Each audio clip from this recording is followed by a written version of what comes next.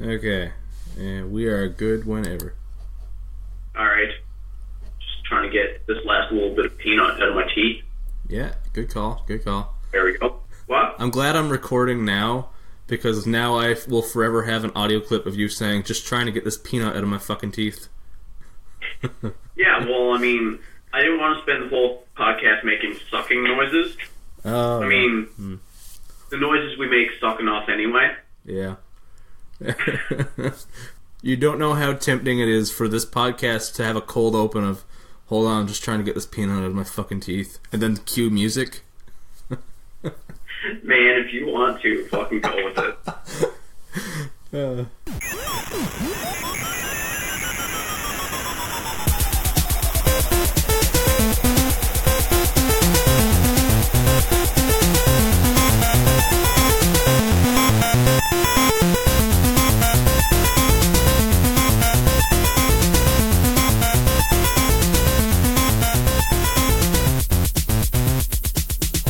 Welcome back to Jedi Dropouts, where we like to keep it more geekly than weekly. I'm here with my friend and fellow podcaster. He may not be the merc with the mouth, but he is the bard with the beard, Ryan Taylor. And I'm here with my brown pants wearing, chimichanga eating, fourth wall breaking friend and co-host, Mr. James Moss. If you didn't guess it yet, we're going to talk about Deadpool a little bit today. Yep, skull poople. James, you got to see Deadpool 2, and I'm very jealous. I'm excited to talk about it, and I half want to just jump into it immediately, but for the sake of people who give a shit about spoilers, we're going to save it for the end, so we can we can give you guys a podcast to listen to, spoiler-free, beforehand. Otherwise, we got a bit of a mixed bag. A bit of news, bit of mailbag, some other stuff. It's going to be a good time. Unless you like people who are good at what they do, in which case you're listening to the wrong podcast. Yeah, get those high expectations out of here. Get down off of your high horse and come listen to some amateurs. Let's talk some news. Get down off that high horse and slum it with the pit ponies. Oh, the Pit Ponies podcast. You know it. There you go. We haven't talked news in a while, and there's some interesting stuff that it can't be skipped over. So I had to throw together a little news segment. First off, this one it just struck me as really interesting. Netflix has announced a multi-year deal with Barack and Michelle Obama. Did you see this? No, what? The Obamas have a multi-year deal with Netflix to produce films and TV shows, potentially including scripted series, unscripted series, docu-series, documentaries, and features. I have no idea what's going to come out of it, but, I mean, Netflix just has a way of getting in everybody's pockets, and it is amazing. Like, I don't know, I thought it was very interesting, and just noteworthy enough to at least mention. Either way, I'll watch whatever it is, I'm sure. We've got two sets of horror-related news here, and they're both pertaining to movies that we talked about way too much already. First off, Jordan Peele has announced his next movie. It is titled Us, and it is set to release March 15th, 2019. Less than a year away. Is it in any way related to Get Out, or is it a separate movie? I think it's a separate movie, but I think it's going to be in the similar vein, where there's a lot of racial and social aspects put into the horror movie. Nice. All I know, and all that I've seen anywhere, is the release date, the title, the posters online, it looks cool, It apparently focuses on two couples, one black couple, one white couple, and Lupita Nyong'o is already attached to the movie. Nice. From Black Panther and Star Wars, of course, among many other things. The other two rumored actors are Elizabeth Moss, best known for Mad Men and The Handmaid's Tale. And get him to the Greek. Oh yeah, get him to the Greek. Okay, that's fair. And that's honestly the only thing I've seen her in. Nice. The exciting casting here is apparently in talks to play the other half of the couple with Lupita Nyong'o is Winston Duke from Black Panther. Nice. Played W'Kabi, I believe. Is the Grey Gorilla. Yeah. Yep. Yeah, he was fucking awesome in that movie. And oh my god, yes. I want him in a Jordan Peele movie. I want it to happen. I also liked him a lot in the... I was watching a lot of the red carpet and a lot of the press stuff that they were doing leading up to Infinity War, like all the stuff on like Jimmy Kimmel and just a lot of these things. Like they had a big interview with like all the cast that was moderated by Jeff Goldblum. Yep. I was watching all that stuff, and I really liked him in a lot of the press that they were doing too. Yeah. Oh, yeah. Not only was he fantastic in Black Panther, but like he was funny and engaging while promoting the movie. He wasn't W'Kabi. He was M'Baku, right? Yeah, M'Baku. Okay, See, I get those names mixed up.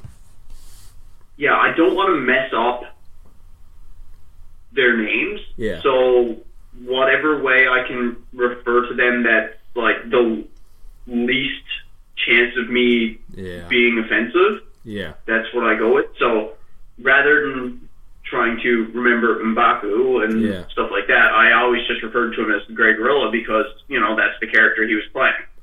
I had no trouble remembering the names. It's just those two names are very similar and I get them mixed up.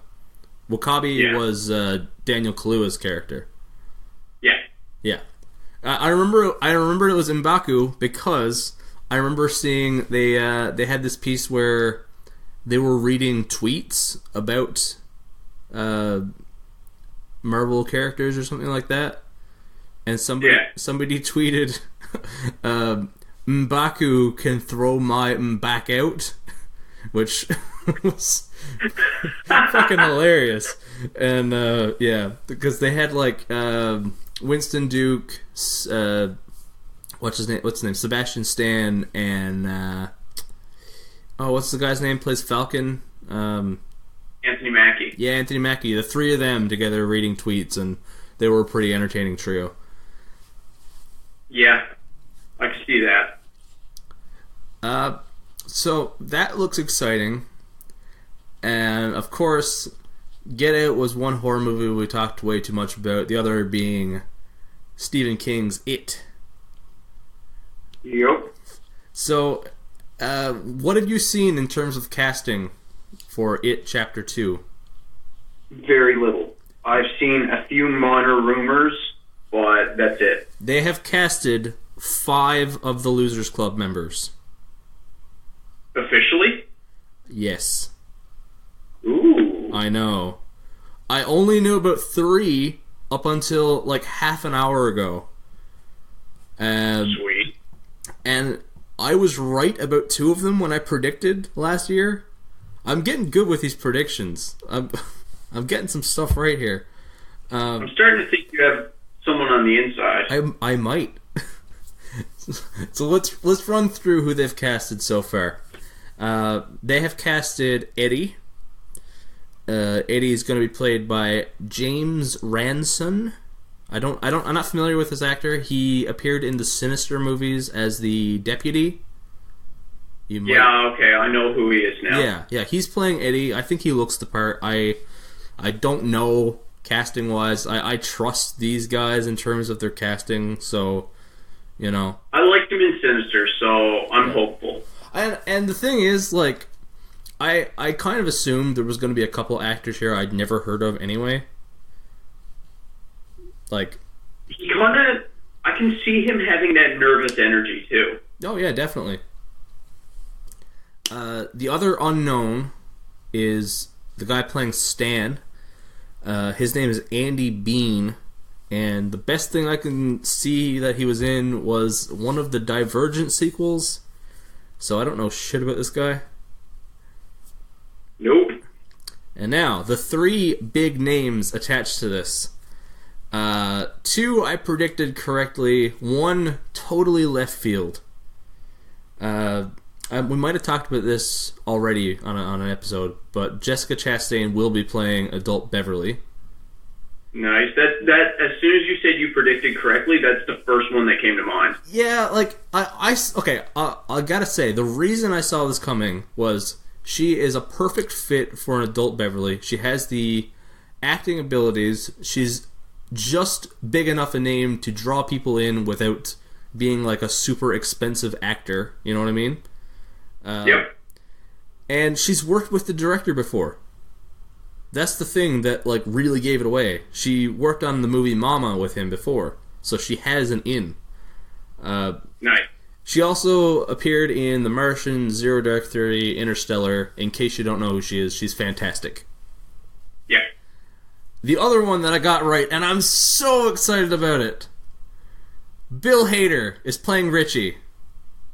What? Bill fucking Hader is gonna play adult Richie, and I can't wait. It's perfect. That is fantastic. Bill fucking Hader from Superbad, Saturday Night Live, and everything wonderful in the world because he is just the best.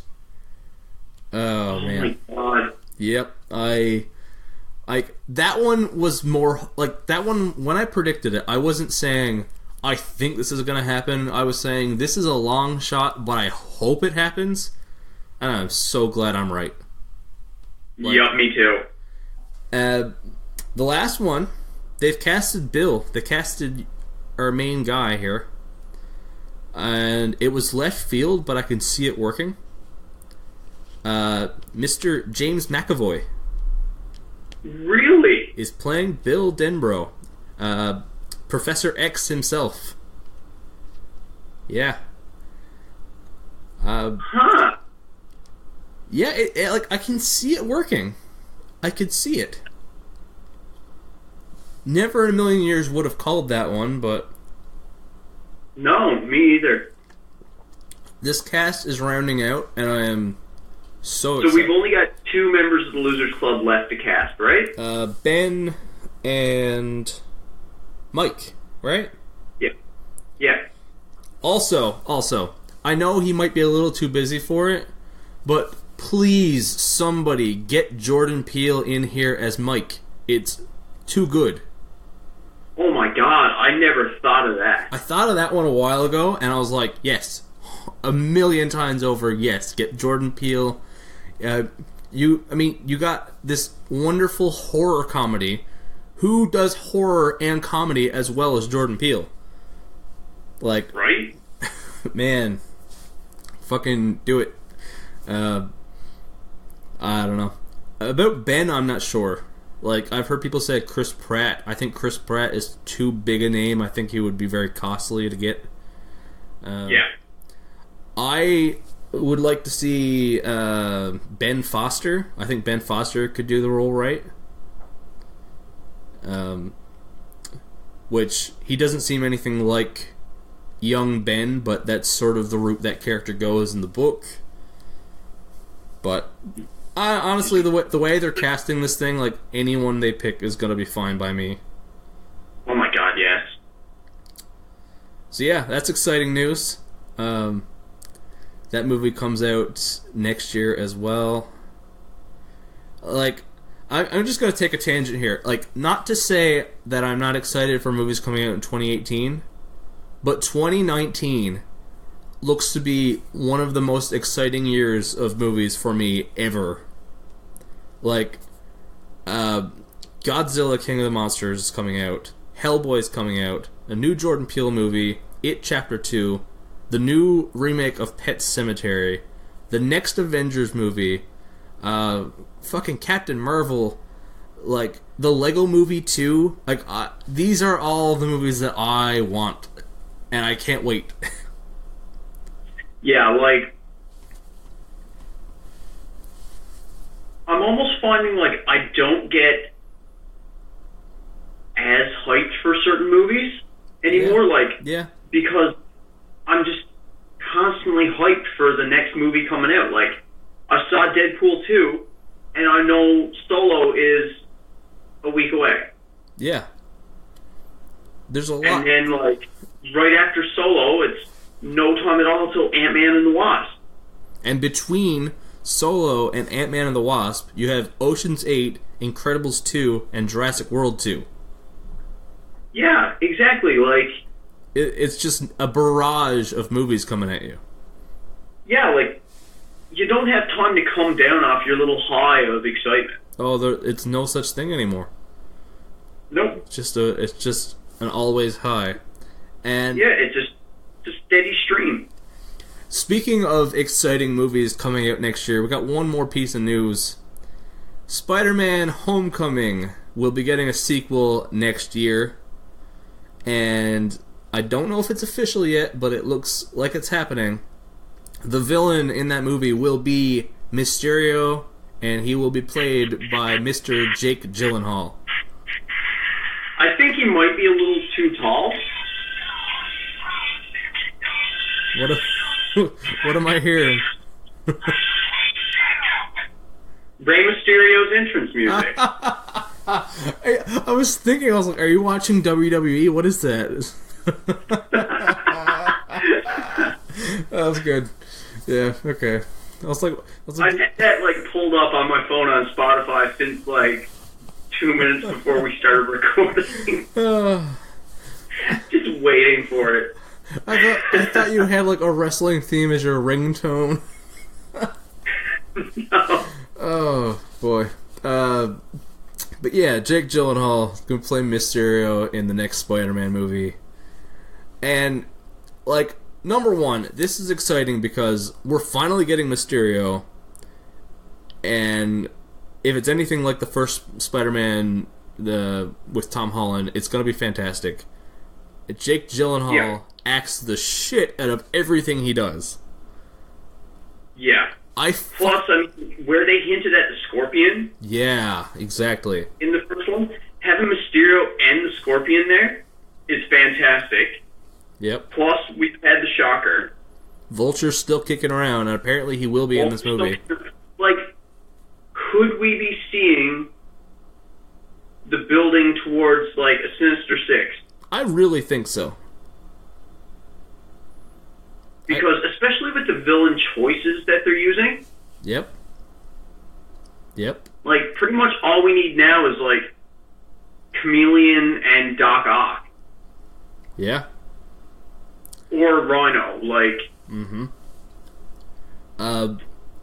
So, there's one aspect of this that excites me that people are glossing over. Marvel... Which is? I think Kevin Feige or somebody, like, last year came out and said that the next Spider-Man movie will also be a team-up movie. We're getting Mysterio. Spider-Man and Doctor Strange met each other in Infinity War. I mean, come on. I think... Yeah, that would be pretty cool. I think that's the route it's going to go. Doctor Strange seems like he would fit into that world. And not only that, but they have basically said that the people who didn't... The characters that didn't get a lot of screen time in Infinity War will be more so the focus in the second... or the fourth Avengers movie. Doctor Strange got a lot of screen time in the first one. He probably won't get much in the second, which means Benedict Cumberbatch will be free to film a Spider-Man movie. Yeah. And, I mean, we haven't got a Doctor Strange sequel, so they got to put him in wherever they can. I really think that's the direction they're going. And I'm excited for that. What if it's not a character that they've already used? That's fine, too. Do you think they're ever going to turn Ned Leeds into the Hobgoblin? Oh, I don't know. That's really tough. It's hard to picture. But if anyone could do it, they can. Idea coming to mind, like, this isn't something I've fleshed out before, but this is something that's just hitting me now. What if,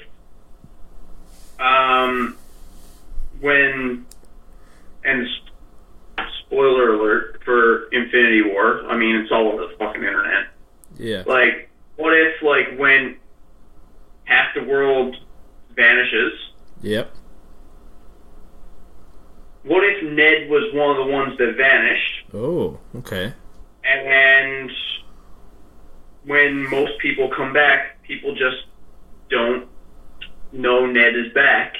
Oh. And that gives him time to become the Hobgoblin. Maybe, or, yeah. what if, with everyone being gone, and the global catastrophe that is, Yep. what if that drives Ned a little crazy? You know what? The Infinity War fallout could in some way impact him and change his character a little bit. You Yep. have a point. That is a good one. Because, I mean, like, you're living in a world where you just watched half the population evaporate. Yeah. And, like, we saw helicopters and cars crashing, and, like, that world is going to be chaotic for the first little bit. Oh, yeah. And it's going to result in a very different place. Yep. So it's going to have some drastic impacts on people. What if one of those changes is Ned Leeds? Maybe it drives him crazy. Maybe he tries to become the hero to fill Peter's shoes. Yeah. And becomes the Hobgoblin that way. Maybe he just never becomes the Hobgoblin. Yeah. There's a lot of different routes. They've planted a lot of seeds in that first Spider-Man movie and just in the world of Spider-Man in these movies. Like, or the team up could be Miles Morales. Exactly. We've got the animated Spider-Man movie coming out. Yep. Which will make Miles more of a family name. And the PS4 Spider-Man game is going to include Miles as well. Exactly. So, what if, in Peter's absence, Miles steps up, and then when the wrongs of Infinity War are righted, there's two Spider-Men, so there's, logically they team up. Huh. You know what? I assumed Miles was coming at some point, but now that you mention it, that Spider-Man PS4 game comes out this year. That Spider-Man animated movie comes out this year. They've already been doing Miles Morales in the Disney XD Spider-Man cartoon. They could be setting up for Miles to be in the Spider-Man movie that comes out next year.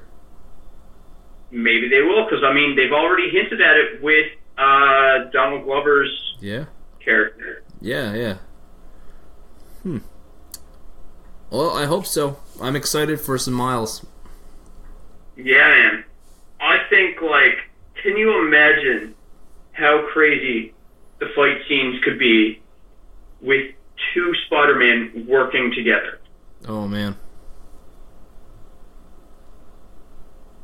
That would be insane if done correctly. Yeah. That's what I want. I never knew I wanted it so much until right now. Yeah. Well, that's it for the little bit of news there. Not a lot of news, but a lot of good news. So, I believe it is time to hop into the Jedi Dropouts mailbag. First time in a while that we've done the open-ended mailbag, any topic sort of thing. First off, I got a question that I threw in here because I realized we should probably talk about it. James, my question for the mailbag is, did you watch Batman Ninja? I sure did. Yeah. I actually watched this one too. What'd you think? I think it had its ups and downs. Yeah. It was very different. Oh, yeah. Very different. And in some of those ways, I loved it. And others, I was just like, really? Come on. Yeah. Some of the, like, I'm planning on doing a one-shot review of this movie. Yeah. Sometime in the next few weeks anyway, so I'll get more in detail with it then, and the review I do will have spoilers in it. Yep. Few things I can say right now. Yep. Without really giving spoilers or anything. There were two different art styles in the movie. Yes. Yeah. And I enjoyed both. I enjoyed the art style for the majority of the movie, and I enjoyed the art style for the short period that involved one of my favorite DC characters at the moment. Okay, yeah. And then it transitioned back to the first art style. I enjoyed that very much. I thought Tony Hale was a surprisingly good Joker. Is that who voiced him? Yeah, Tony Hale from Arrested Development. Yeah, he did good, I gotta say. I really enjoyed that take on the Joker. Yeah. Anyone who knows me and has talked about the Bat Family or the Batman animated movies that have been released to date knows that I have a bit of a distaste for Damian Wayne. Yeah. Just because he's so arrogant, and it's you watch Batman Bad Blood and you can see that he still kind of holds Batman up on this pedestal. Yeah. He's no, he's fine. He's not being brain controlled. But yet, he's still such a dickish little brat. No matter what you do for him, he's so ungrateful. Yeah. You help him out. I could have handled that. You're patching his wounds. I don't need help. You could literally save his life, and he'll just be like, I'm the grandson of Ra's al Ghul and Batman. I don't need anybody. And then Batman does something for him. The person who he was just I'm the son of Batman. Throwing Batman around like Batman's this great person that, I'm the son of him, so I'm fantastic. But then when Batman himself does something for him, Damien's just I don't need you. It's just fuck you, you entitled little shit. But they took a different approach to Damien in this movie, and I enjoyed Damien in this movie. I enjoyed all of the Bat Family in this movie. Yeah. I can't really think of any character that I have any gripes about. Yeah. A couple of things that just stood out to me. I don't watch all these movies. I watch maybe half of them, depending on what strikes my interest. This one definitely had me interested, and I honestly fucking love this. I really like that they went all in on the Japanese styling. They didn't really hold back with the Japanese art style, and I don't want to give away too many spoilers here, but they do get into at some point in the movie there is at least a giant robot, and I fucking love that they did that. Yeah, some of the stuff seemed a bit some of the stuff was cool, but other things seemed a bit over the top to me. They were over the top, but I feel like most of that was I mean, Maybe it's because I'm watching a hell of a lot of anime right now, so it seems pretty normal to me. Yeah, there you go. That's what it is. I'm like, yeah, of course there's giant robots. Why wouldn't there be? But one thing I really liked about this, one question that has been asked time and time again by people in discussion of Batman, if you take away his toys, he's just a guy in a suit.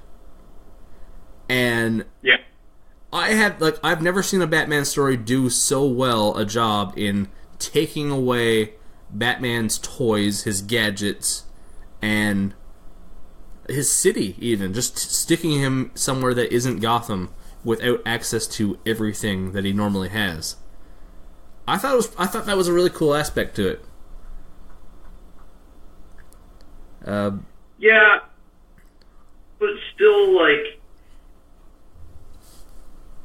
he was still reliant on things. Oh yeah, for sure.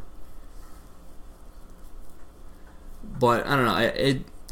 I enjoyed that little bit of it. Anyway, I thought it was a fun movie. I'm definitely looking forward to you doing a full review on it.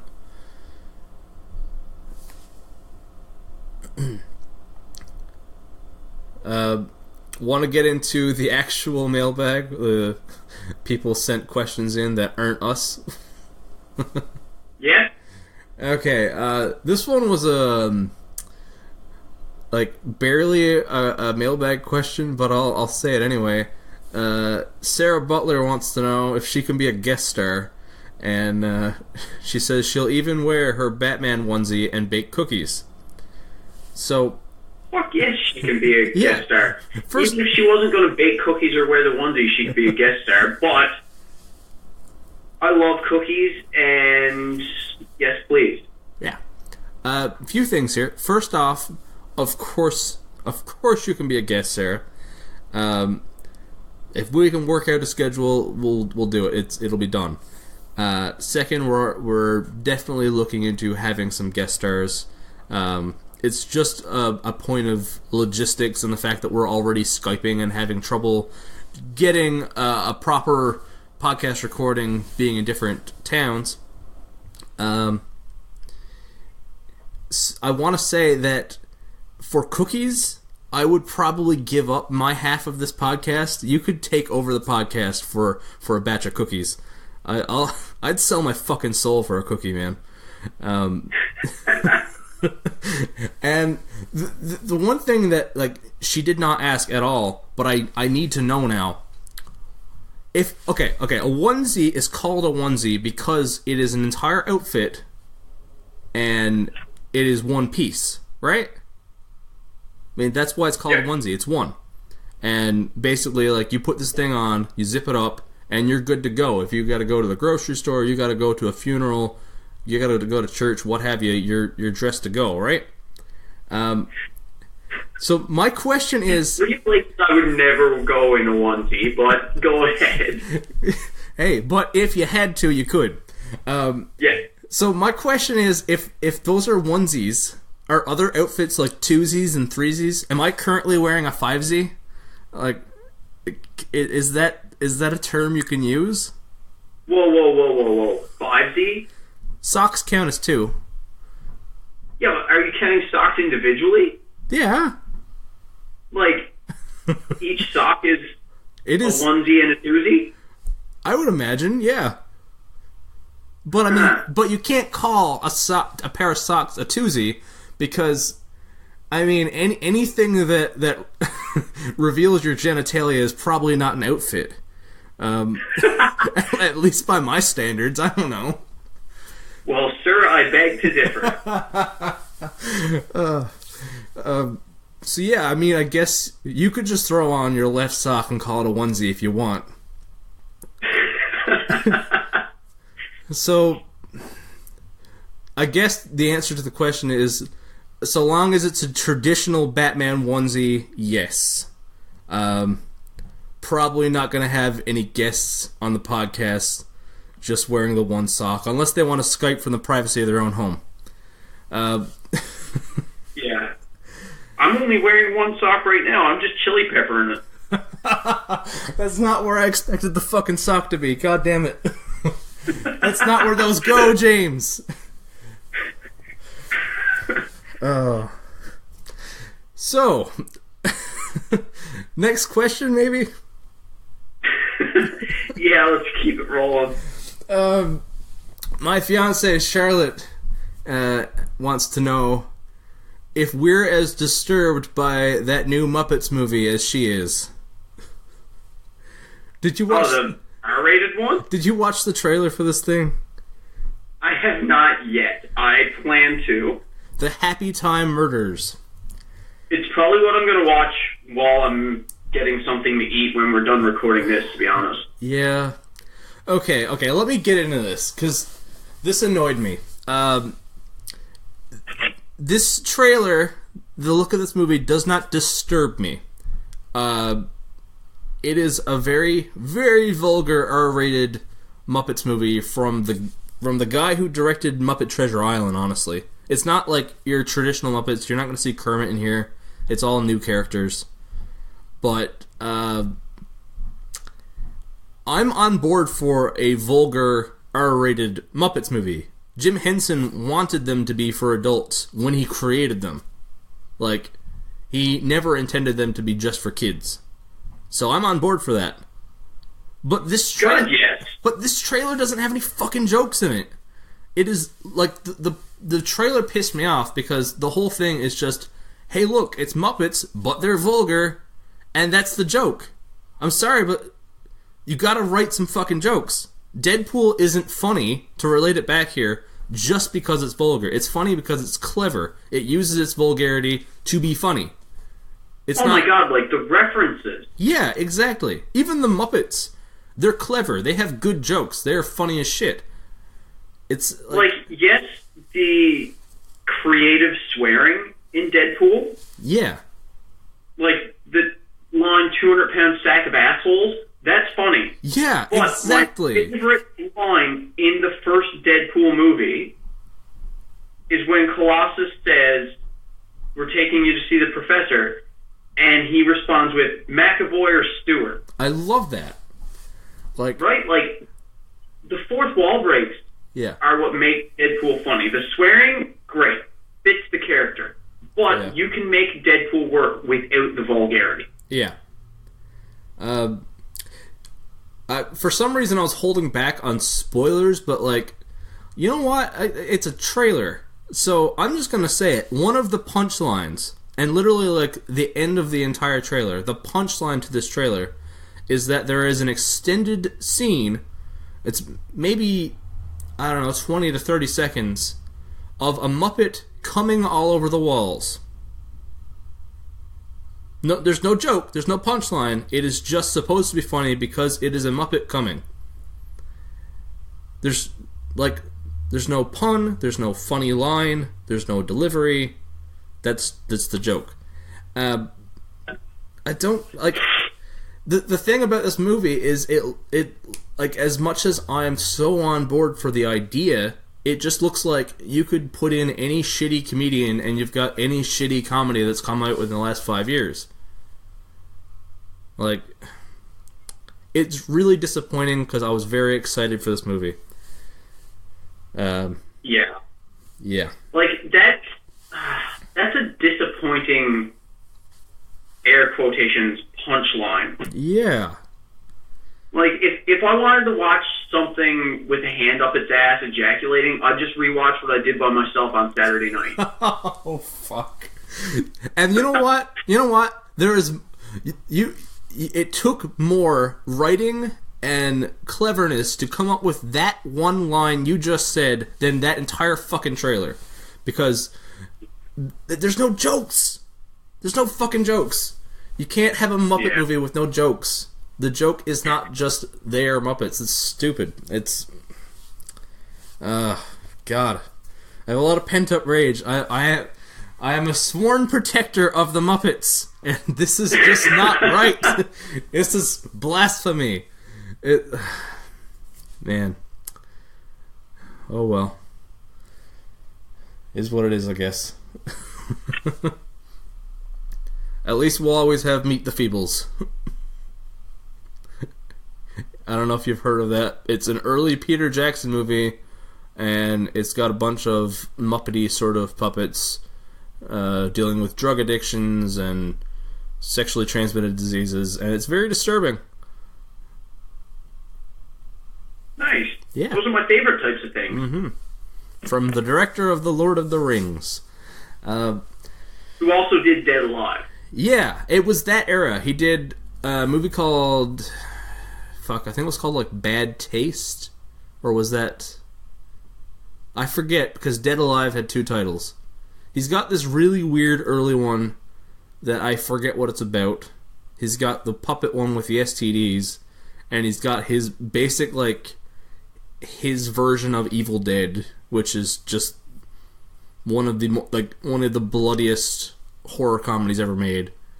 And then he was like, you know what? I think I'm gonna make movies about hobbits now. Yeah.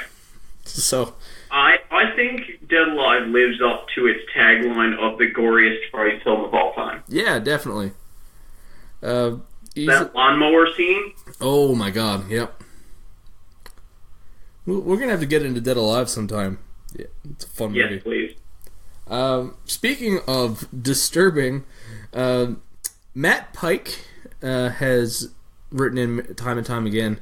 He asked 3 questions for this mailbag. We're only going to do one of them, and the reason why is the other 2 were video game related, and honestly, our next episode is all about video games, and we were going to do a video game specific mailbag. So Matt, you already got 2 questions in for the next episode. But the one we are doing today, Matt wants to know, what movie do you regret watching because it was too disturbing? Or, sorry, it was so disturbing. You got anything here? I mean, Meet the Feebles could actually fall under that. It's a pretty fucking disturbing movie. The one that... Son of the Mask. What? Son of the Mask? Son of the Mask. I mean, I've seen all the Twilight movies. That was pretty disturbing. I don't know if a movie has ever disturbed me that much. I got one. It's a movie called Salo, or the 120 Days of Sodom. Weird movie, to say the least. It involves a bunch of rich people enslaving a bunch of people, forcing them to have sex with each other and eat shit. And I don't really know what the point of it was. Definitely watched too many people eating literal shit, and do not recommend it. So that's fair. Yep. That's the most I have there. Yeah, I don't know if I've ever watched anything that's disturbed me like that. Have you seen Twilight? What? Have you seen Twilight? No. It's pretty disturbing. I've seen them all.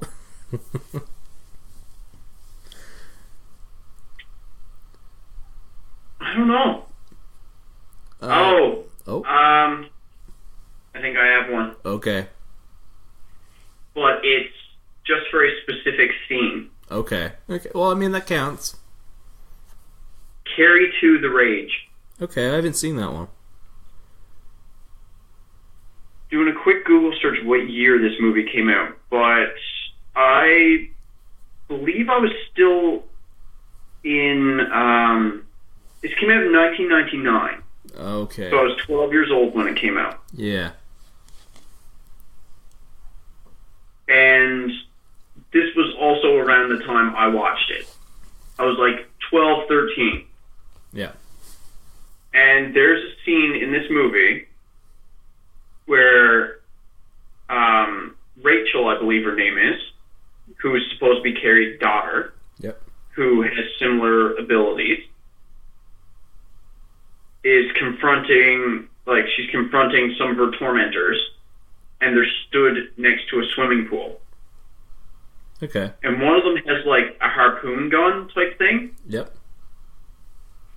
But she uses her abilities to, like, make him aim at his friend and shoot his friend with the harpoon gun. But he shoots his friend in the crotch. Oh.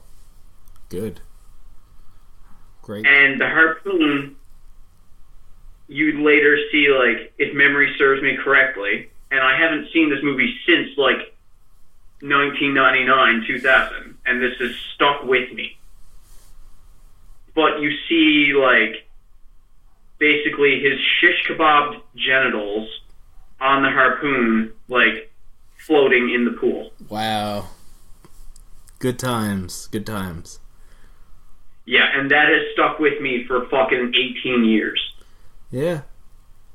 So thank you, Matt, for making me relive that. Yeah, thinking about it now, one that doesn't disturb me at all anymore, but definitely had an impact on me as a kid. 13 Ghosts. I love that movie. I still love that movie. I love it now that I've gone back to it, but I only went back last year, and that was the first time I tried to watch it again after it was in theaters. It was probably the movie that had the biggest impact on like fear outside of the movie, because that in one of the opening scenes with the bloodied up girl in the bathtub. Yeah. After I didn't watch the whole movie. I left the movie early. I went to the theater. I couldn't finish it. I had to leave. I got scared. I mean, I was pretty young. But every single time I went to the bathroom as a kid, I had to check behind the shower curtains because of that movie. And I mean, I did that for a long time. I was probably out of high school by the time I stopped being able to do that. Like, it scared me a little. And watching it now, it's like, oh, it's stupid. It's not even scary. But I guess I was so young that, like, it really fucked me up a little bit. And I always thought there was something in the shower because of that movie. Weirdly, not because of Psycho, but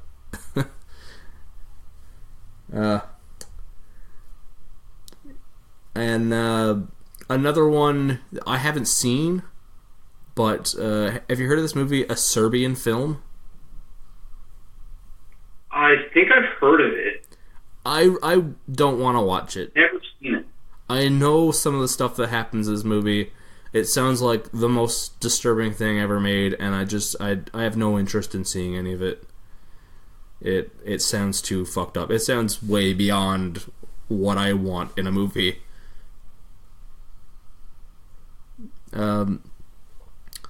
We got one more question. Mitchell Clark, my co-host from Final Form, wants to know. Okay. Background here. Remember back in the 80s and 90s, we'd always get like cartoons and toy lines and video games based on movies that weren't actually movies for kids. Best example probably being RoboCop or The Terminator, right? Yep. Mitchell wants to know what R-rated movie we would currently turn into a cartoon or a toy line, that sort of thing.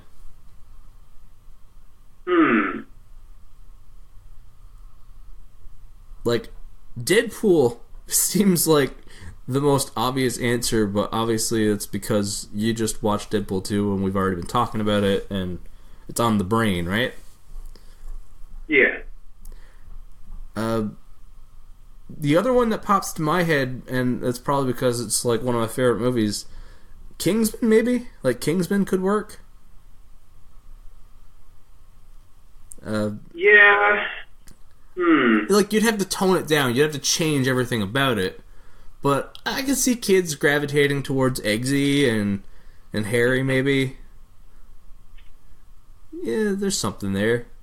It's hard, because, you really need that iconic... Like, RoboCop would not have sold to kids if it wasn't such an iconic, badass character.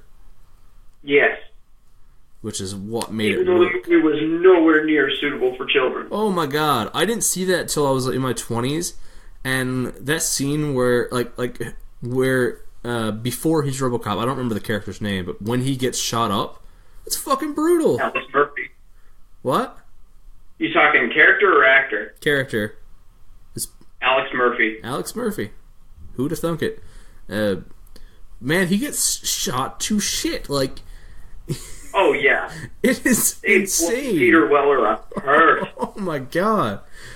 Like, no wonder they had to make a robot of the guy. There's nothing left to him. Like, Yep. But yeah. Even Family Guy did a spoof of that. Yeah. I remember that. Yeah, I can remember that them doing that. Yep. So, like, you need what's a badass character these days that's definitely not suitable for kids? Like John Wick? Will we make a John Wick cartoon?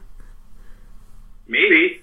I mean, I guess, like, it'd be funny. It'd be funny just for the hilarity of it. I mean, Pennywise. Jay and Silent Bob. They've already made Jay and Silent Bob toys, though. Yeah, they did. Did they make them for kids? Did they do that? I mean, they're colorful and silly looking. That's true.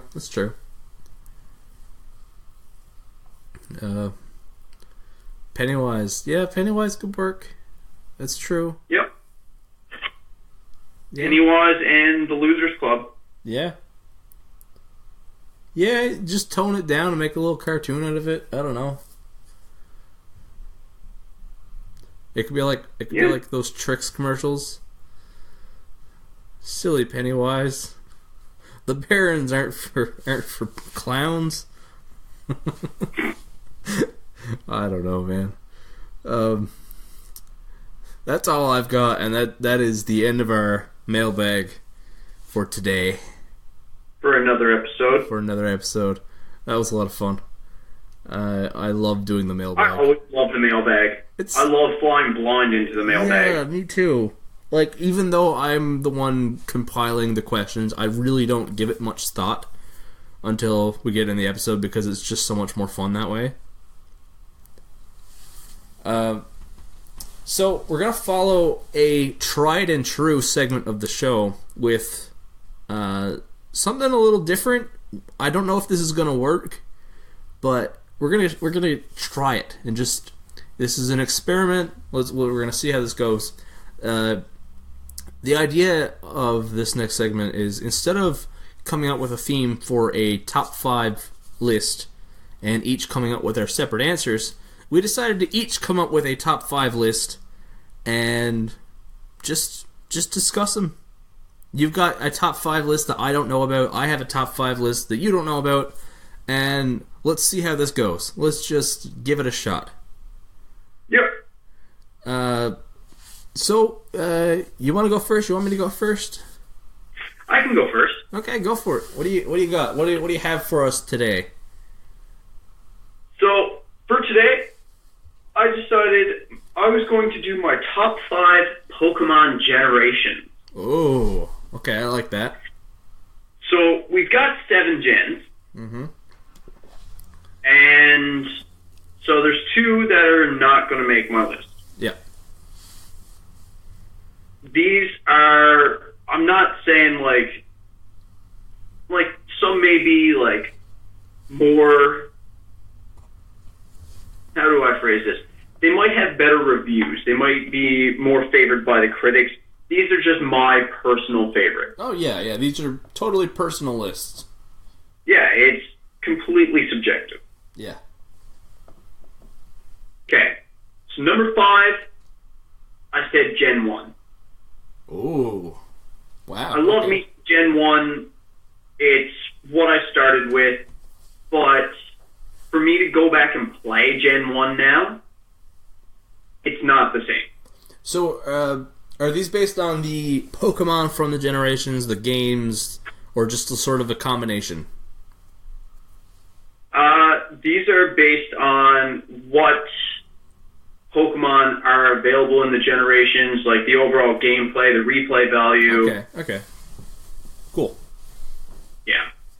So number 5, I said Gen 1. Yeah. I mean, it's classic, nostalgic, but after playing some of the later additions to the series, the franchise, there are some things like I miss. Like, once you get the ability to run in later Pokemon games, the slow movement of Gen 1, really, like, you're just like, oh, come on, run. Yeah, I hear you there. And there's a lot of Pokemon I like that are outside of Gen 1, so that kind of takes away from it a little bit. Plus, certain Pokemon were really broken in Gen 1. Yeah. Like, super overpowered. Like, special attack and special defense were they were compacted to one stat called special. Yeah. And so Pokemon like Alakazam were tanks. There was no dark type back then. There was very few bug type attacks. So, and ghost type attacks were pretty much just Nightshade, which does a fixed amount of damage based on your level. Yeah. So all the types that are super effective against psychics right now, like, they were basically non-existent. Yeah. So unless you had a Jolteon or a very high-level Beedrill that knew Twin Needle, like, there weren't really any super effective moves against Alakazam or Mewtwo. Yeah. And it's pretty much the same with the 3 dragon types in the game. Like, the only thing you're going to get that's super effective against them is ice, really. Yeah. But that and critical attacks went based off of speed. So, again, Pokemon like Alakazam with a sky-high speed stat, who already has, like, a jacked-up special stat, he's going to outspeed most of your Pokemon, and then he's more likely to get crit on top of that because he's so fucking fast. So, Gen 1, I do love it. It does have a lot of nostalgia, but it also has a lot of holes after playing the later gen. I want to come in for 1 second and just say that I think when I played the old Pokemon games, I never cared for ghost types.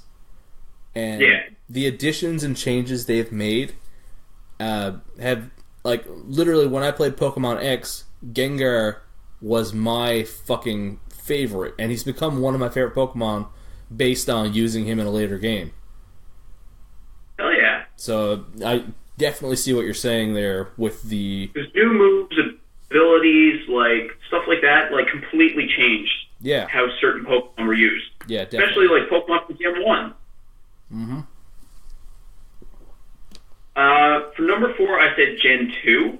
Okay, yep. This one almost made it higher on the list, but I'll get into that more in a second. Gen 2, it was a step up from Gen 1. Okay, yeah. Literally just a step up. Yeah. It added 100 new Pokemon. You got to play through 2 regions, because after you finished Johto, you got to go and blaze through Kanto, and then you got to go, like, have that iconic fight with Red up on top of Mount Silver. Like, it was great. Gen 2, I played a lot on my Game Boy Color back in the day.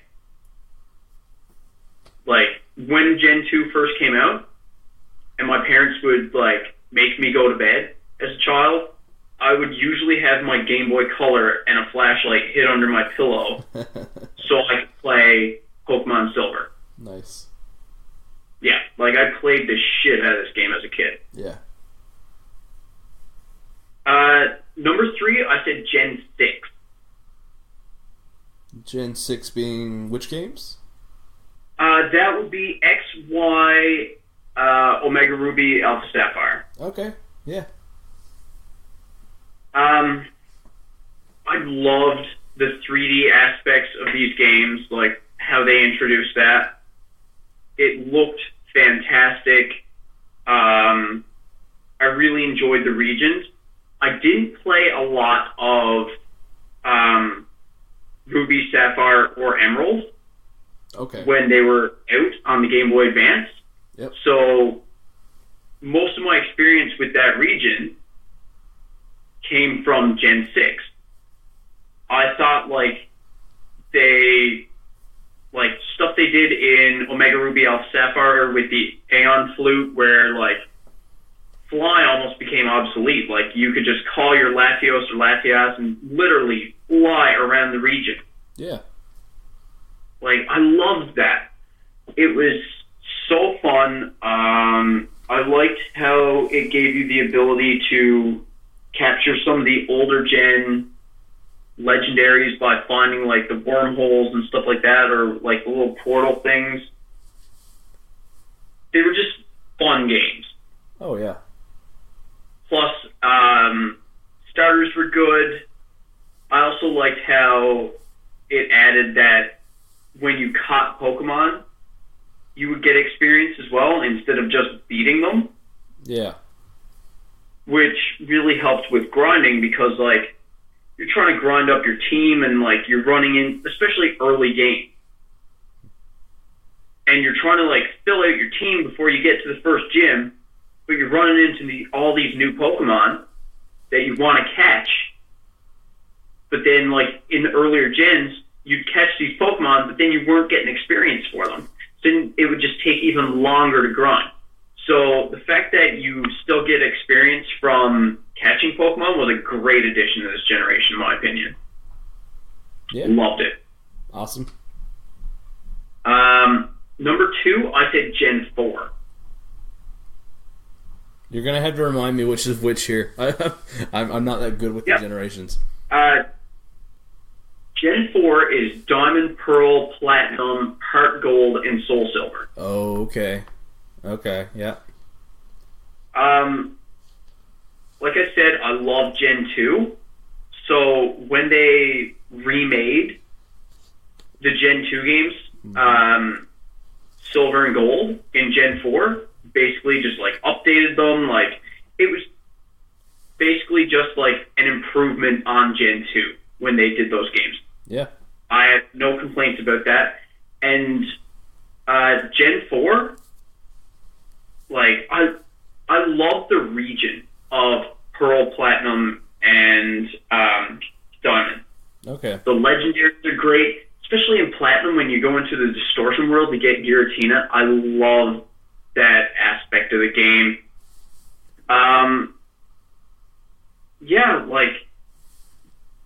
Really the only complaint I have about Gen 4 that stops Gen 4 from being my favorite gen is the fact that you cannot it's the last generation where you weren't able to reuse TMs. Technical machines are still single use. Oh, okay. Yep. Which brings me to my number 1, Gen 5. A lot of people either love Gen 5 or hate Gen 5 based on my experience and the conversations I've had.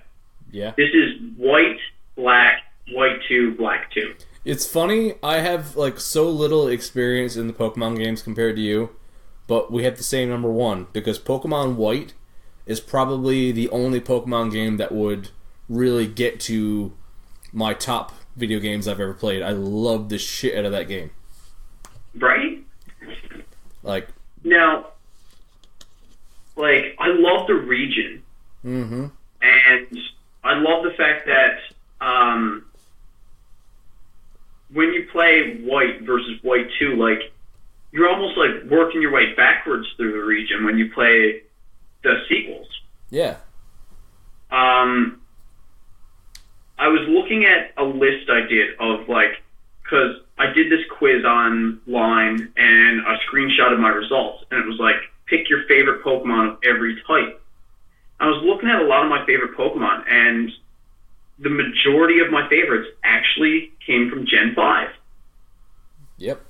And a lot of people complained about Pokemon's about like catching them all. And in Gen 5, when you're playing like Black and White, all the Pokemon in this region are the new Pokemon for this region. Like, they created X number of Pokemon, put them in the game, but like, you can't catch Pokemon from older generations when you're doing it. But I kind of like that, because when you're like, if like, I'll use Gen 7 as an example. If you're like, oh man, there's like, let's just throw a number out there and say 80 new Pokemon, and you're turning on the game for the first time, and you're so excited to get out there and see what these new monsters are and catch them and try using them. And then you get your starter and you run it on the first route, and you run into Pidgey, you run into Weedle. Oh my god. You run into Slowpoke. Okay. You run into Wingull from Gen 3. Yeah. Like, you're looking for these new monsters your first time playing it, and you're so excited to see what's new. And, like, games like Gen 7 are just throwing so much of the old at you. Yeah.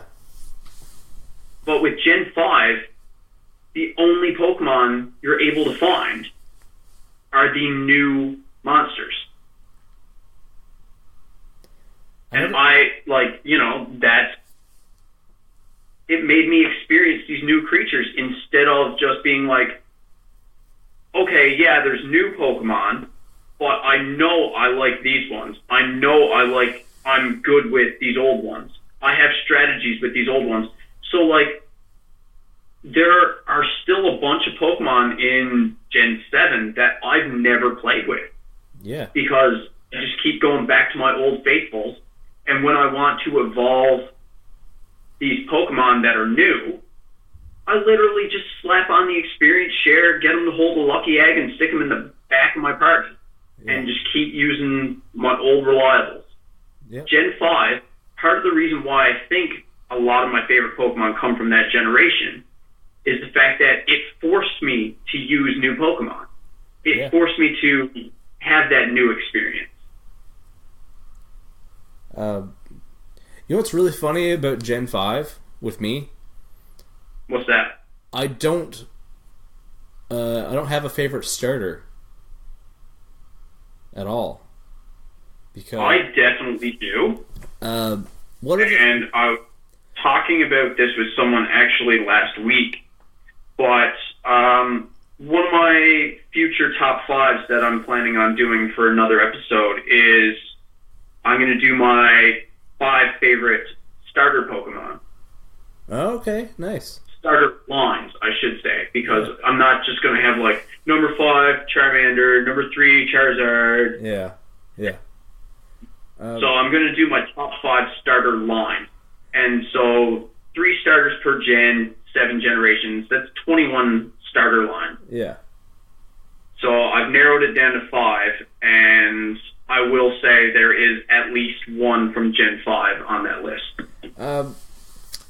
I think I've told this story before, but when I started playing White, it was stupid, but like Charlotte had started playing the game, and I was curious about it, and she was like, I'm not really feeling it right now, so you can just play my game or whatever. And she had gotten nowhere. She had not even started the first boss. But instead of restarting the game, I just picked it up and started playing. Mm-hmm. And I didn't like the starter she had. What's the grass type in that one? Snivy. Yeah, Snivy. I never got any use out of Snivy. Snivy was not in my party. It got put away. And I evolved it a few times, and I just couldn't figure out how to use it right. And so I haven't used the other two, and haven't really seen much of them, and I didn't get any use out of the one that I had. So I played that whole game basically without a starter. And so even though that is easily my favorite Pokemon game, I don't know the starters in it, and that's kind of a weird contrast. Yeah. Yep. But I still think that's cool. Like, so many people get super reliant on their starter Pokemon. Oh, yeah. Like, they pretty much, like, play through the entire game just using their starter. And they'll pretty much only switch to other Pokemon if their starter faints or needs to be healed, and they'll just, like, use that Pokemon's turn to heal their starter, let that Pokemon faint, and switch their starter back in. Yeah. There are many times where I will ditch my starter. Yeah, fair enough. Once I find, like, a Pokemon that I would prefer. Yeah. I will say a lot of the time, I don't gravitate towards the water starter because there are more water Pokemon than any other type. Yeah. And it's usually so early in the game that you get the fishing rod. Yep. And Magikarp are fucking everywhere. Oh, yeah. Two Pokemon that are fucking everywhere once you can surf and fish are Magikarp and Tentacool. Yep. And level 20, Magikarp becomes Gyarados. Yeah, and Gyarados is fucking badass. Exactly. And I have completed several playthroughs with a Tentacruel in my party. Nice. Water poison type, like, so many grass type Pokemon have, like, the draining moves, like Mega Drain and Giga Drain. If you manage to find a Tentacool with the Liquid Ooze ability, if a grass type Pokemon, or, well, really any type Pokemon, because it's not just grass types, it's just grass is effective against water types. Yeah. But if they try and use a draining move on you, and you have the Liquid Ooze ability, you'll still take damage, but rather than them regaining health, what they drained off you, they'll take damage. Yeah. Which is a great strategy. Oh, yeah. So there's an abundance of water type Pokemon, and you can find them so early in the game that, I don't know, I never really gravitated towards the water starters unless, you know, that gen has a particularly fantastic water starter. Yeah. It's usually fire or grass. Yeah, I end up going with water a lot of the time because I really like some of the water starters. That's fair. But, like, Gen 6 Greninja is so fucking cool. I couldn't help myself.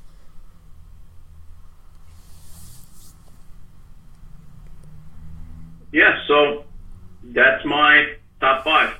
Yeah, no, I really enjoyed that. That was cool. See, this format, this segment, whatever we do here, it gives us a chance to talk about things that the other might not know about. Even though, like, I could pitch in on the conversation a little bit. I mean, I wouldn't have much of an answer for that list. I don't know if I've played 5 Pokemon games. Yeah. Like, I'd have to round out my list with, like, Pokemon Snap and shit like that. Like, is that a generation? Does that count? I mean, really, if it's your list, you make the rules. Yeah. Okay. So we're going from pocket monsters to giant monsters. My list is the top 5 giant monsters in movies. Ooh. Because I've been watching, I've been really going back and watching, like, old Godzilla movies and a lot of the what is the Toho monster movies that were kind of centered around Godzilla, and it's just been sort of on my mind lately. So I figured this could be a fun little list to throw together. So I'm just gonna hop right in here. Number 5 is the one I've probably seen the least of out of this list, but I had to put in at least one of the Godzilla rivals that show up in all of his movies. So I went with King Ghidorah. King Ghidorah Nice. is his name. He is the giant golden flying three-headed dragon you might recognize. I currently have a background of Godzilla fighting King Ghidorah on my phone right now. And apparently he's showing up in the next Godzilla movie. That's fantastic. I haven't seen a whole lot of him. He could be higher on this list, but like I've only seen him in a handful of movies. I've never seen the solo Ghidorah movies yet, but I will get there. And I do think he's the most badass of the Godzilla rivals. I know a lot of people are all about Mothra, but for me, giant monsters, they need to be towering. I really like something that can tower over a city. And I don't know, Mothra doesn't do it the same way for me. It doesn't have the same effect. Number 4, something I was very skeptical about for a long time, but I've recently kind of turned over a new leaf with.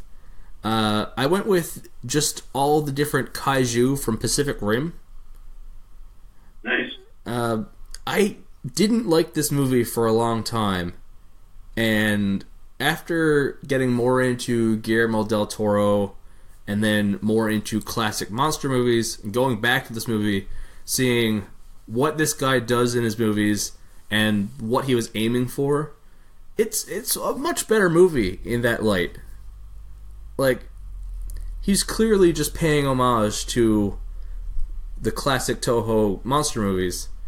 I mean, Charlie Hunnam is probably the sore spot in this one. He's a little bit wooden, but the monster design is so fucking cool, and he's got like there's like a dozen different monsters in this thing. I mean, there's one with like an axe for a head, and there's the electric one that they fight out in the ocean, and that big boss one at the end. It's like it's almost too big for its own wings to carry it.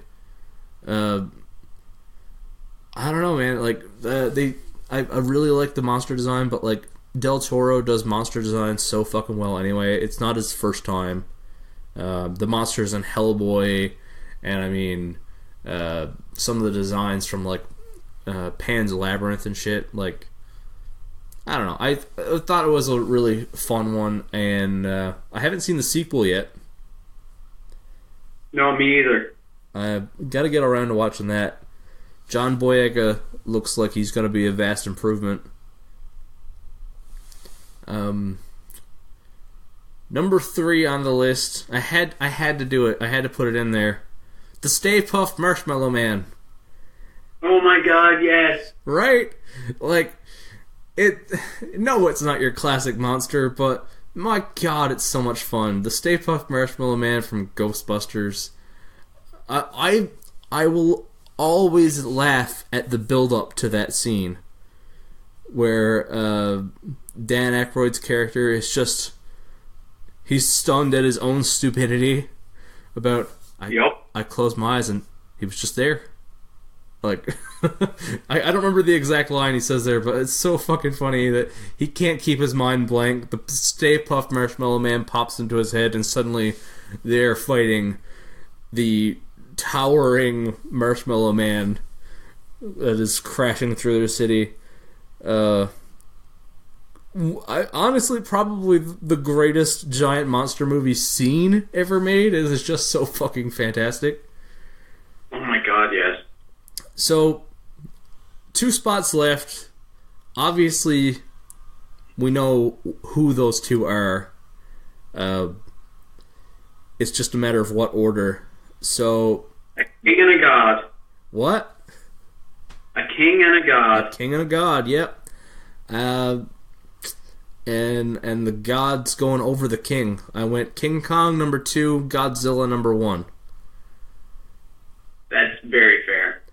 I can't argue with that at all. I'm not a huge King Kong fan. Like, don't get me wrong, I enjoy King Kong movies. It's just there aren't as many, and a giant gorilla will never do for me what a giant fucking like lizard monster that breathes like hyper beams and comes from the ocean, like that.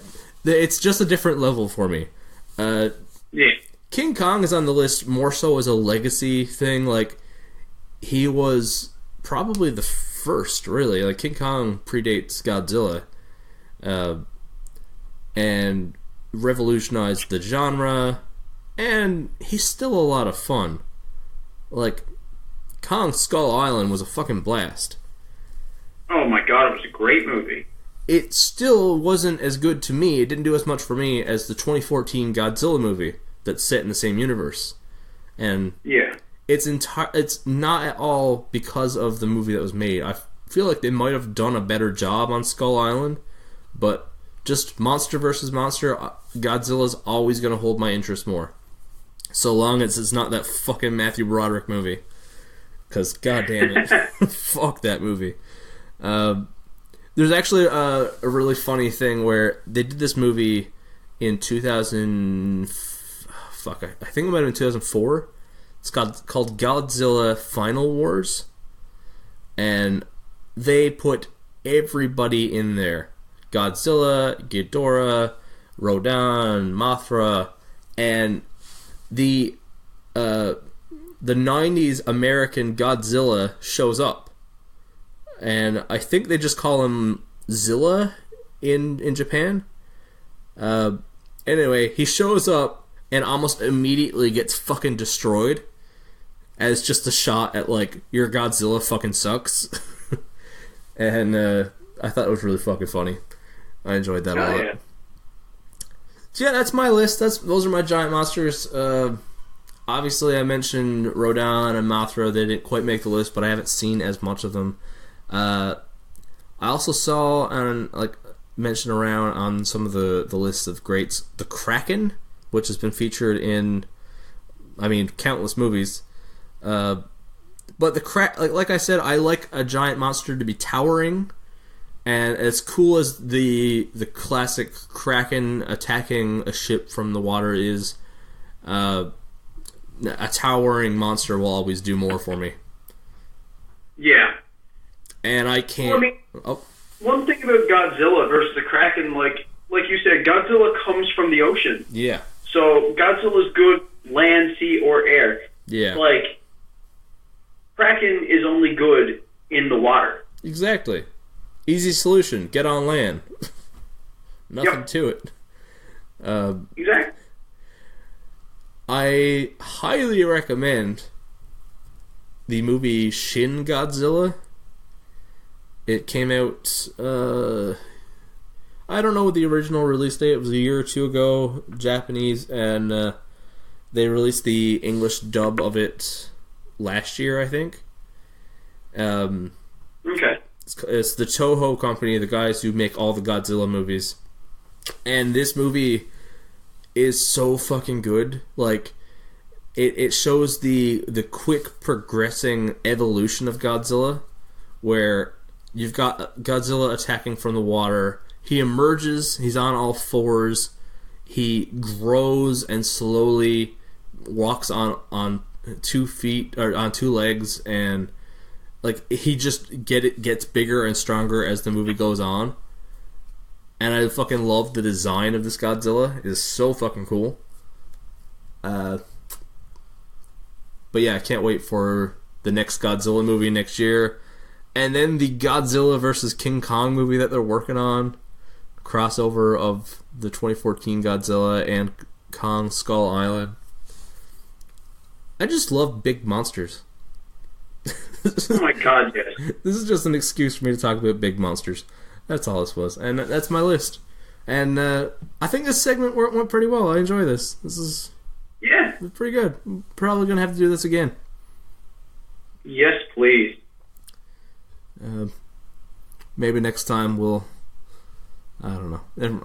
Never mind.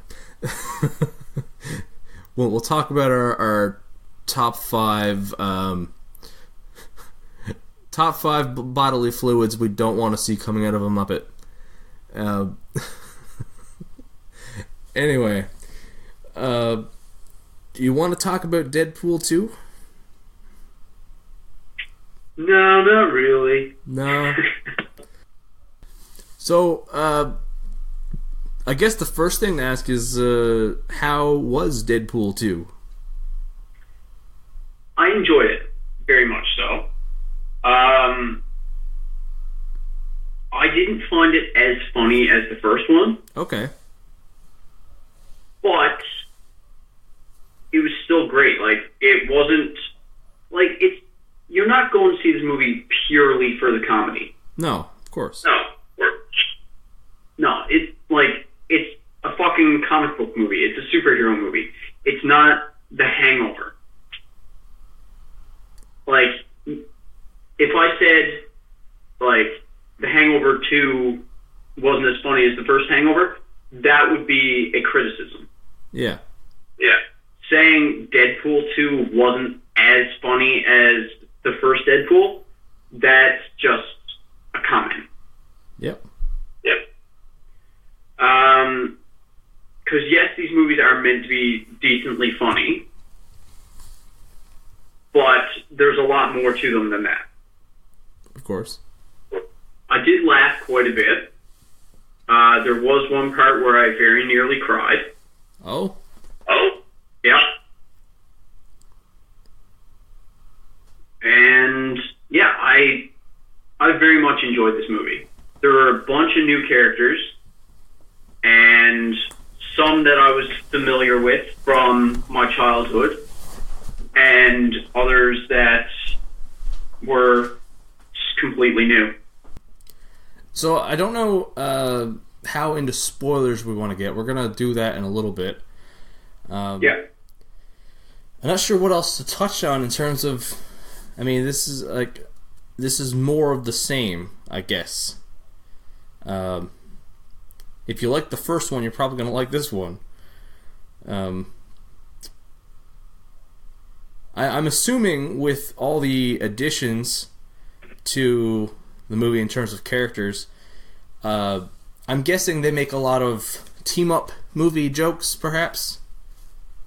Yeah. That sort of thing. I'm assuming some Avengers, X-Men sort of jokes, that kind of thing. Yeah. Yeah. Kind of expected that was the direction it was going. So, I guess we should just get into the spoilers. I guess in summation, 2 thumbs up from you, James? Yeah. 2 thumbs up. Definitely. I guess we kind of needed our own like Jedi Dropouts scale. Like, I don't know. How many slices of good pizza? I mean, I guess 8 slices is a full pizza, right? 8 slices is a 12-inch pie. Yeah. So. So like, yeah, 8 and. I'll give this movie 6.5 slices. Actually, 7 slices. No. I'm trying to figure out a scale to, like, instead of being like 6.5, be like 6 and you're just leaving the crust of the 6th piece, so there's just like 1 slice and just the crust from the 7th. Yeah, 6 and a crust. Yeah, 6 and a crust. Yeah. There we go.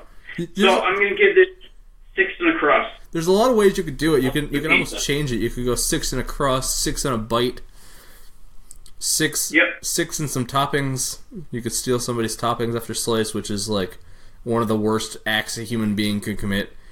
Yeah. Unless that person doesn't like toppings, in which case it's a win-win, and you found yourself a life partner.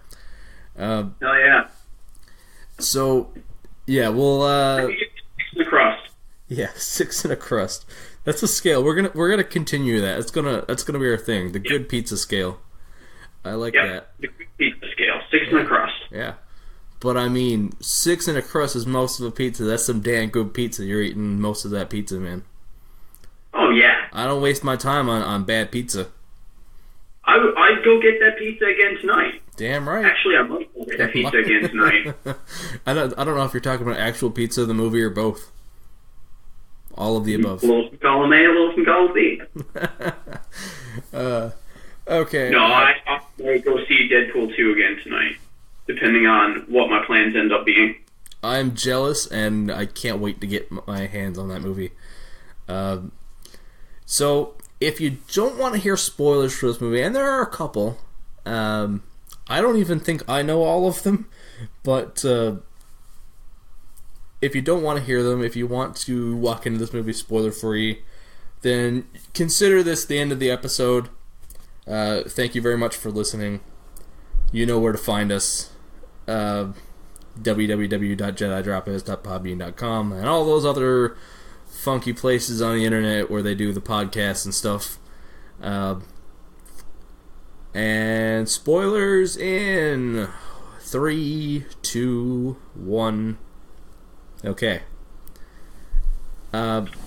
So, first off, a certain character I may have predicted last year that you may or may not be, like, the biggest fan I know of, appears in this movie. Juggernaut is in this movie. And that's so fucking cool. Oh, I was so happy. Really, really proud I called that one last year. Yeah. Got some bragging rights there. You definitely did. Which, it was great. Seeing a Colossus Juggernaut fight was... Yeah. Oh, sounds so good. Yeah. Yeah. You might as well tell me. I don't care that much about spoilers because this is one of those movies that is not going to be ruined by spoilers for me. There's a couple deaths, if I'm not mistaken. Yeah. Permanent or not, I don't know, but... Probably the most impactful death of the movie is Vanessa. Yeah. And that kind of sends Wade into a bit of a spiral. Okay. That sounds interesting. That makes sense. And he kind of gets fixated on wanting to die. Okay. Because, you know, he misses her. Yeah. But because of his healing factor, he cannot die. Oh, man. That's a good angle. So because of his mutant abilities, he's, you know, forced to live the rest of his life without the woman he loves. Yeah. And so he tries to kill himself. Yep. It doesn't work. Winds up at the X-Mansion with Colossus trying to once again convince him to join the team. Yep. Which is where we are reintroduced to Negasonic. Of course. And her girlfriend. Yes, I heard about that. And every time they are on screen, like, Wade comments on how good they look together and stuff like that. And Negasonic's her still, like, sullen, like, type personality, like, giving Wade the finger. But her partner is much more, like, happy and upbeat and is always like, "Hi, Wade!" Okay. So, you know, opposites attract in that way. Of course, yep.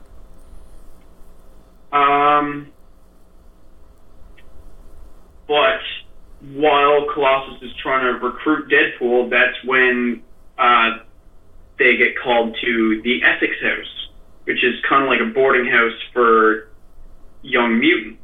Yeah. Because there's a standoff between a young mutant and the police.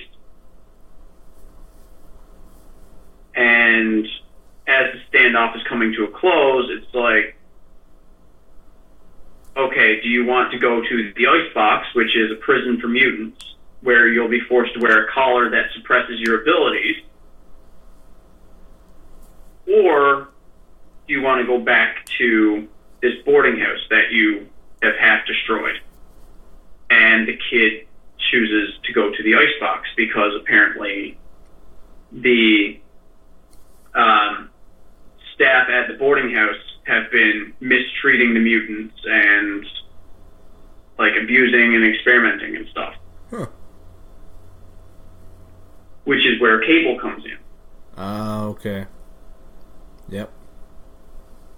So Cable comes back in time to try and kill this kid. Okay. Because I'm like just tearing through spoilers here. Yeah. But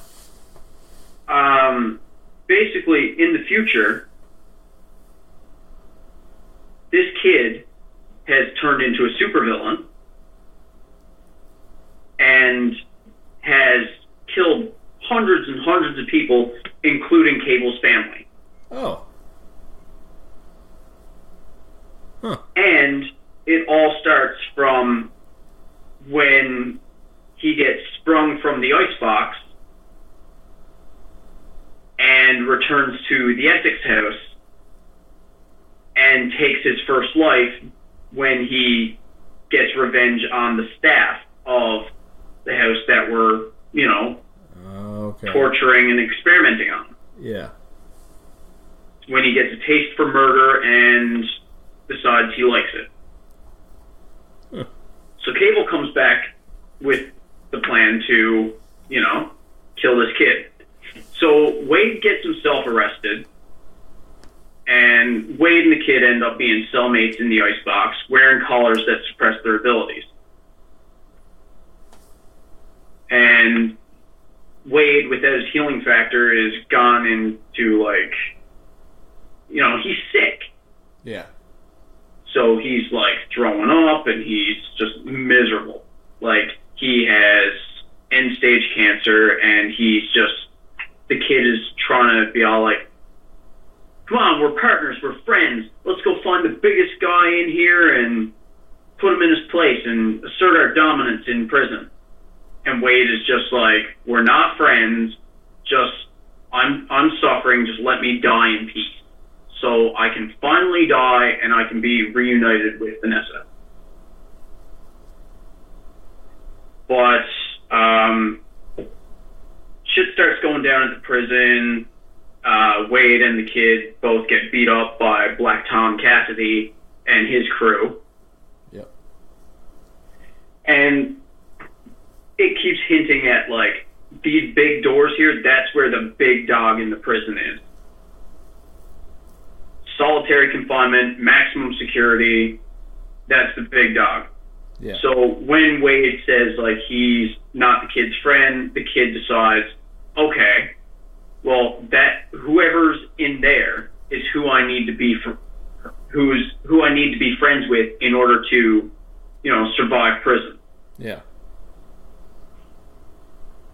And so he starts during a few riots and stuff like that, the kid sneaks down there and starts slipping extra food in under the door, in through the little slot to whoever's in this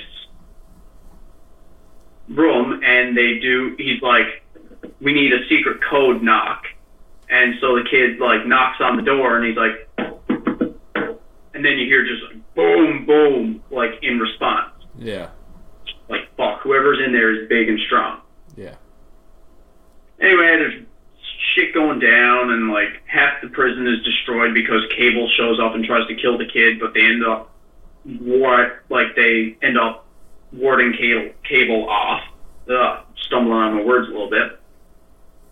So they decide that they're going to transfer a bunch of the inmates. So Deadpool throws together the X-Force to try and rescue the kid from the transport from Cable. Yep. And Cable's okay, I'm going to take down this convoy and get the kid. Yeah. So Wade throws together his team, which includes Peter, Domino, Vanisher, Starshatter, and I can't remember the last guy's name, but he spits acid. Yeah. Played by Bill Skarsgård. Yeah, and like they've got like a pretty impressive crew of actors there. Like Bill Skarsgård, Terry Crews is there, isn't he? Yes, Terry Crews. I forgot about Terry Crews' character. Yeah. Seems like there's one more I'm forgetting, but I don't know. I'm just blanking. There's that certain big actor who appears at some point. Is he part of that? Yes. Brad Pitt? Yep. That's fucking Because the entire time Vanisher's Vanisher's invisible. Like, even when they're jumping out of the jet to go get the convoy, yeah, Vanisher just looks like a floating parachute pack. Okay. And it's not until Deadpool was warned about the severe wind, and he was like, "We're superheroes. We don't care about wind." Yeah. And then the wind starts blowing them as they're parachuting off course, and they all start dying tragically. Oh, okay. And Vanisher, as a just parachuting backpack, Yep. ends up hitting some power lines and getting electrocuted, and it's not until Vanisher gets electrocuted that he becomes visible, and you see that it is Brad Pitt right before he explodes. That's ridiculous. Yeah, so Brad Pitt's face is on screen for a total of like 2 seconds. That's amazing. Yeah. Anyway, the only member of the X-Force that ends up surviving besides Wade is Domino. Of course.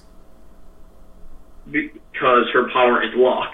Yep. Which Wade keeps saying is just imaginary. Yeah. But they end up catching the convoy, and they get there just as Cable does. Cable's trying to destroy the convoy. They're trying to stop Cable. So it's Domino and Deadpool fighting Cable. Convoy ends up getting flipped. And that is when the kid unleashes his new friend, who is the goddamn Juggernaut. And that is when I nearly jumped out of my seat and cheered. Of course. Yeah. As I would expect. Wade starts trying to talk to Juggernaut. Juggernaut picks Deadpool up and literally rips him in half. Oh. Like, disconnects his upper body from his lower body and just leaves him on the ground. As Wade continues to talk because he's fucking Deadpool. Yeah. This movie sounds amazing. But then the kid is like, "Hey, Juggernaut, let's go get revenge on these assholes." So then Juggernaut escorts the kid back to the Essex house so he can get his revenge, and that's when Deadpool, Domino, and Cable team up, and Deadpool's like, "Listen, give me 30 seconds to try and talk the kid out of this before you try and kill him." And so then, as they're trying to, save the day, Deadpool's trying to stop the kid from killing anyone, and Cable's like, "Alright, you got like 30 seconds before I put a bullet in his head." Meanwhile, they recruit Colossus, Negasonic, and I can't remember her name, but Negasonic's partner, Yeah. to help them fight the Juggernaut, which is a fantastic fight. Awesome. Cable, Domino, Colossus, Negasonic, and this other person fighting the Juggernaut was beautiful. Yeah. Juggernaut wasn't perfect, but he was head and shoulders above X3's Juggernaut. Awesome.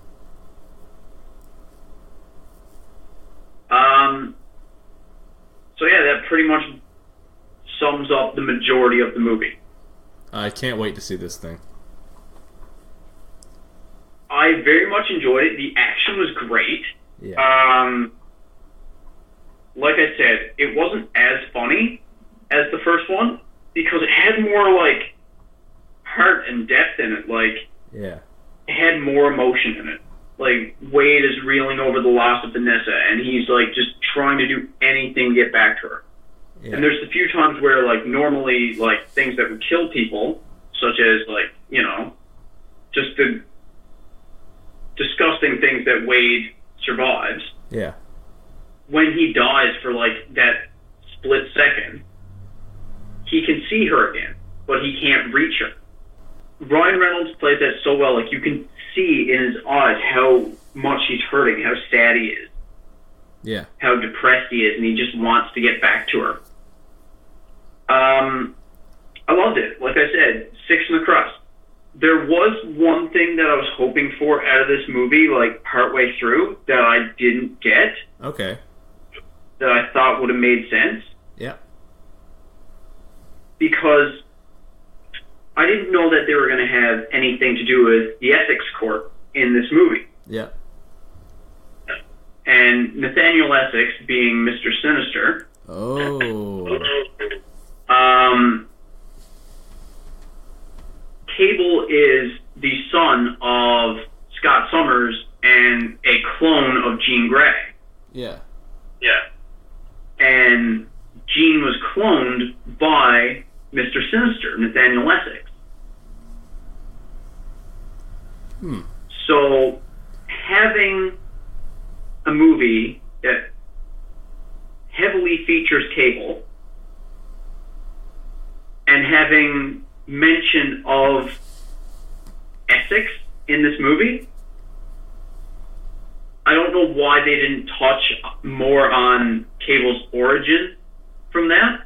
And I was kind of hoping it was at least even going to say the name Sinister. Yeah. Yeah. I mean, maybe they did, and I just didn't hear it. Maybe I missed it. Maybe on my second or third watch of the movie, I'll pick up on more stuff. But it wasn't in there that I realized.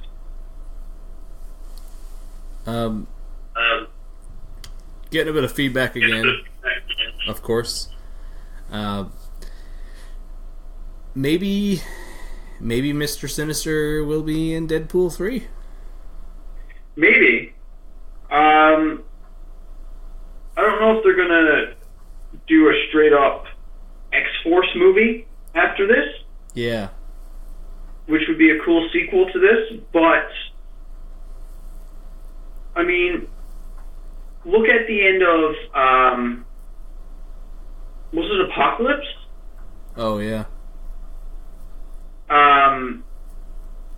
Yeah, when they're collecting, like, at the end at the bunker that they broke out of and freed Wolverine from.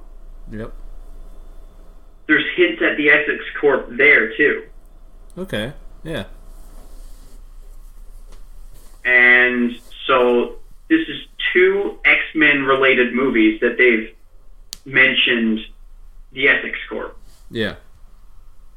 So I really feel like they're building towards Mr. Sinister. I think so. As a villain. Which would be really cool because, I mean, we just keep seeing, like,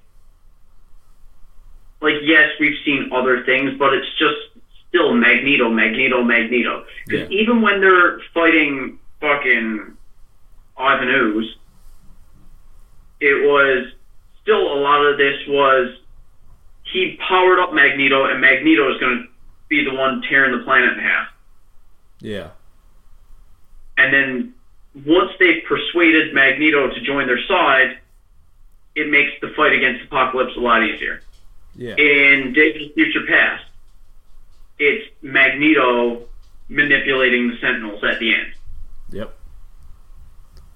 And they just keep going back to Magneto. And I get it. Like, he is the most well-known X-Men villain. But, like, the first 3 X-Men movies, like, Magneto was the villain in the first one. Second one, it was mostly Stryker, but then at the end, Magneto takes his little turn and is trying to kill Stryker and abandons everyone else there. Yeah. X3, you've got Magneto leading this revolution, kind of pulling the puppet strings on Jean. Yep. First Class, you've got like, really it's Magneto's fault that Charles ends up in a wheelchair, and, like, at the end, like it's just a conflict between Charles and Magneto. Like, he gets his revenge, but he's just, like, you know, straying from the path that him and Charles were on. So really, he kind of becomes the villain in that movie. And they just keep using Magneto as, like, the type of villain in every movie. Yeah. And I'm kind of getting a bit tired of it. They got to get away from that. As much as I love Ian McKellen and Michael Fassbender, yeah, I need a break from Magneto. Yeah, I think we all. And with the 2 hints now at Nathaniel Essex, I think it's time we get Mr. Sinister. Yeah, definitely. I also don't think Juggernaut is dead because, well, A, if Juggernaut is dead at the end of this movie, I'm calling bullshit because Juggernaut's healing factor is fucked. Yep. Like, they've pretty much destroyed Juggernaut down to a single eyeball, and he has come back from that just by regenerating. Yep. And it looked like there was still some movement there as the shot was pulling out from the end of that fight. Okay. So, yeah, I hope Juggernaut's still kicking because I would love to see them use him again. Yeah. And I would very much hope that they use Mr. Sinister and less Magneto now in upcoming movies.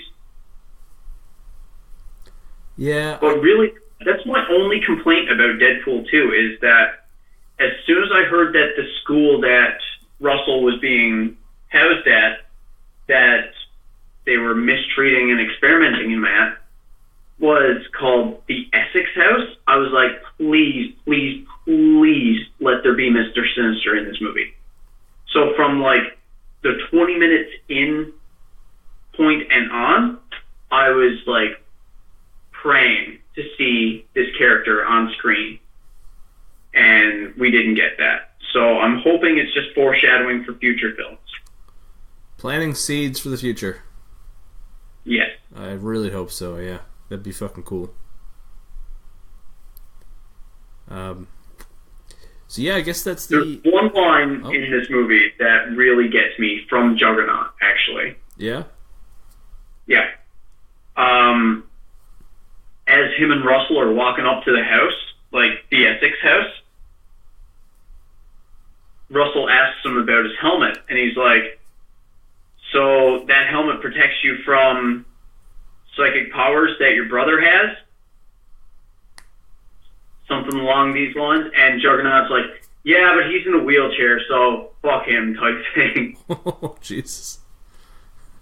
Which is obviously a shot at Charles. Yeah, of course. So they've finally acknowledged that, you know, Kane and Charles are stepbrothers.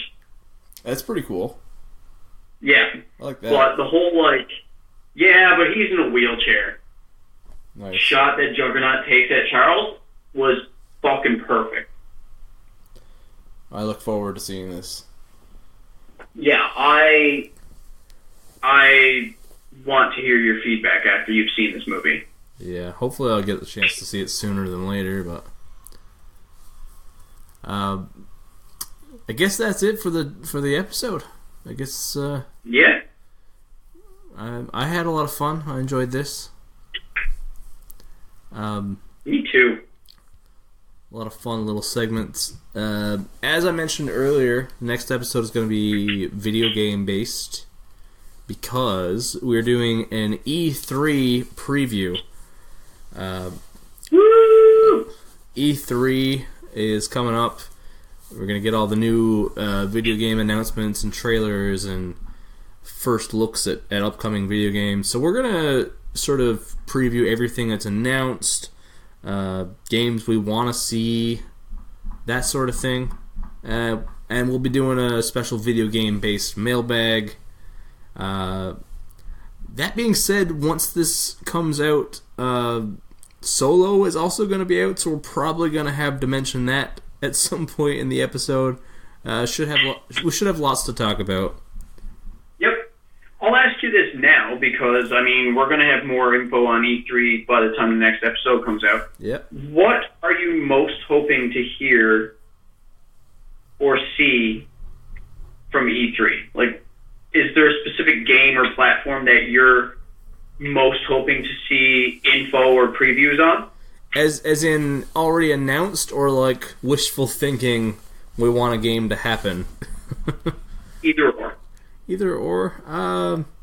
Well, I've heard rumors that Microsoft are actually focusing more on new games, so I really hope so, because I love my Xbox One, but it could really use some new games, some exclusives. That is.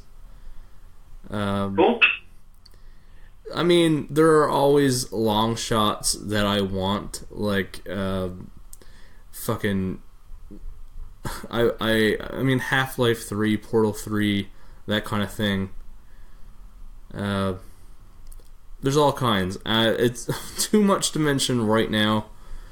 And I mean, honestly, the Nintendo conference. I'm really excited for the Nintendo conference because I feel like we're gonna get a lot of new Switch games. And yeah. I don't have one yet, but if they announce the right games, maybe I will. You know? Switch is what I'm most excited for, just because I want to hear any news about the upcoming Smash game, as well as if they're going to talk at all about the new Pokemon, because Pokemon is going to be making the jump to the Switch. Oh, yeah. For all their main series games. We're going to have to spend a bit of time on Nintendo, because they got a lot of interesting stuff coming up. Yeah, so that's what I'm most looking forward to from E3, is just to see if any updates or trailers or anything are given on those. Yep. And we're going to spend, I would say, a good 2 hours on just upcoming video games and stuff we want to see. And it's going to be a fucking blast. I can't wait. So I guess that's it for today. Thanks again for listening. Thanks for submitting your mailbag questions. Mailbag's always fun. I love doing it. You can always check out other episodes of Jedi Dropouts, as well as any spin-offs, over at www.jedidropouts.podbean.com or wherever you listen to your podcasts. And James, you started streaming. We should probably mention that real quick. Yes. I've done 2 streams now. I'm going to try and make it a regular once-a-week thing, maybe with bonus ones sprinkled in throughout the week as time permits. But I will be linking my stream channel on the Jedi Dropouts Facebook page, as well as my own social media accounts. But if you want to check it out, I will be streaming some Pokemon Showdown and a Link to the Past randomized games, mostly on twitch.tv/xjimmyxromanticx. Yep. Straight edge for life. Yeah, so I'll be posting the links on the Facebook page, so if you can't remember what I just said, you can just click the link then, and you can subscribe and follow, so you'll be updated when I'm going live. But I'm going to try and schedule it for every Sunday from 3 to 5. It may run a little bit longer, may run a little bit shorter, but that's the window I'm aiming for the time being, is 3 to 5 every Sunday. Sounds good. Yeah. And me, I'll just be here watching anime and talking about it with Mitchell. Yeah. We got some fun stuff planned over there. We've got a lot of balls in the air. We've got handful of things we're working on right now. And we've got some sort of one-off episodes coming up, the Jedi Dropouts one-shots. Got a couple of those in the works. which there's a lot of wheels turning. Yes. In the Jedi Dropouts house right now. Oh yes. So stay tuned for all of that, and I guess thanks for dropping by. Keep coming with that good pizza. Yeah. Cut me off a slice of that good pizza. Later.